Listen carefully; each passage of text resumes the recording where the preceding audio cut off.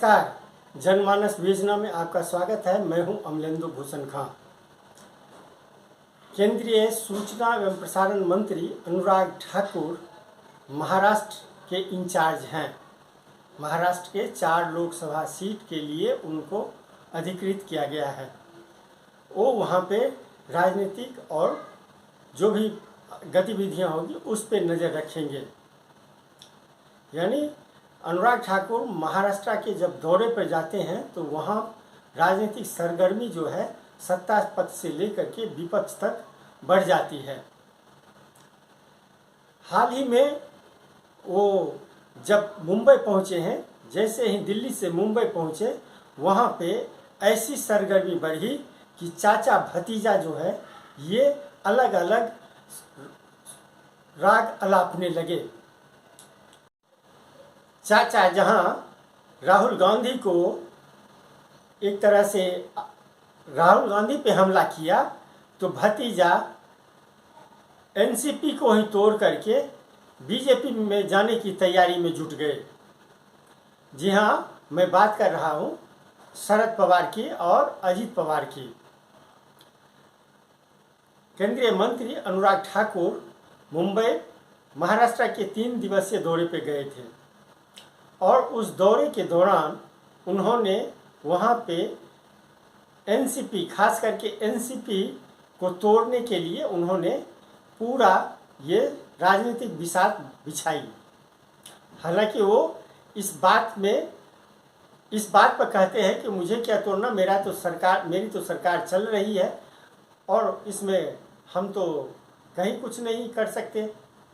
जिसको आना है और ये आए और जिसको नहीं आना है वो नहीं मत आए।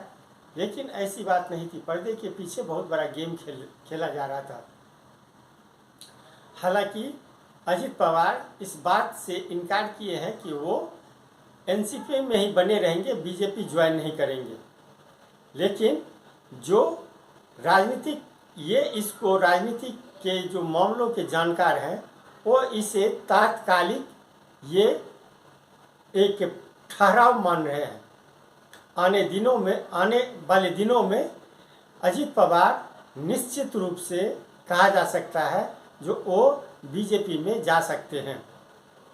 अजित पवार सत्ता से ज़्यादा दिनों तक दूरियां नहीं बर्दाश्त कर सकते।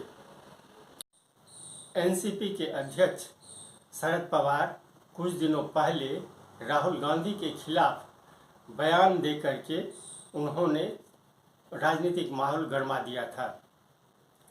शरद पवार ने खुले तौर पे कहा था कि राहुल गांधी का अडानी के खिलाफ जेपीसी की मांग करना जायज़ नहीं है।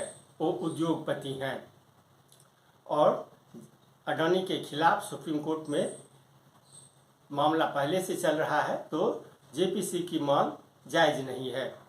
अब उनके भतीजे अजित पवार महाआघाड़ी गठबंधन जो है महाराष्ट्र में, उसको लेकर के वो चर्चा में हैं। अजित पवार इस तैयारी में है कि वो अपने विधायकों के साथ ये बीजेपी और घिरे दल एक दूसरे का सहारा लेने का प्रयास कर, लेकिन ये महागठबंधन कभी भी पहले प्रयास किया कि जनता ने कभी स्वीकारा नहीं है, ना ही आगे स्वीकारेंगे, क्योंकि जिसका आधार बगैर किसी नीति के, बगैर किसी नेता के, बगैर किसी नेतृत्व के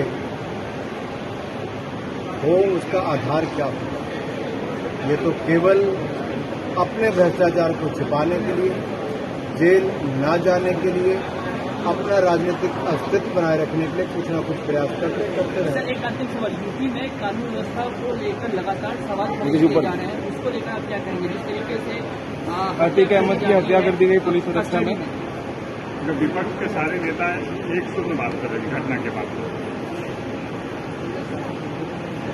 यही माफिया वाले जब आम जनमानस पर व्यापारी प्रहार करते थे, मारते थे, दबाकर वसूली करते थे, जिनमें से आप में से किसी नेता को बोलते हुए नहीं सुना, क्योंकि यही नेता इन्हीं माफिया और डॉन के घरों में जाकर चाय पीते थे। उनकी राजनीति में, उनकी सरकारों में उनको संरक्षण मिलता था। अब ये सवाल खड़ा होता है कि ये सब इनके लिए क्यों हुआ। Okay, thank you. महाराष्ट्र में मेरे पास जो जिम्मेदारी है वो 4 लोकसभा क्षेत्रों की है, तो मुझे पूर्ण विश्वास है आने वाले चुनाव में जनता एक बार फिर भारतीय जनता पार्टी गठबंधन को अपना आशीर्वाद देगी, क्योंकि नरेंद्र मोदी जी ने 9 वर्ष सेवा, समर्पण और गरीब कल्याण के लिए देश की और गरीब की सेवा की है और पूरे समर्पण भाव के साथ देश को आगे ले जाने का काम किया है। और गरीबों का जो उत्थान पिछले 9 वर्षों में हुआ है वो आंकड़े बताते हैं कि 3.5 करोड़ पक्के मकान बनाना, 11 करोड़ से ज़्यादा पानी के कनेक्शन देना, 9.5 करोड़ से ज़्यादा बहनों को रसोई गैस के सिलेंडर देना, और यही नहीं, लगभग 11 करोड़ शौचालय बनाकर देना, 60 करोड़ लोगों को 5 लाख का इलाज बिल्कुल मुफ्त में आयुष्मान भारत में देना, ऐसी अन्य योजनाएं जिसका गरीबों को लाभ मिला, उनके जीवन में बड़ा बदलाव आया। यही कारण है कि गरीबों का आशीर्वाद और व्यापारी मध्यम वर्ग का आशीर्वाद, जिनका उद्योग आगे बढ़ा है, देश की अर्थव्यवस्था आगे बढ़ी है, उनका आशीर्वाद नरेंद्र मोदी के साथ। बीजेपी और एकनाथ शिंदे वाली जो शिवसेना है उसमें वो जाने की तैयारी में जुटे हुए हैं। अजित पवार पहले से ही काफ़ी विवादास्पद रहे हैं।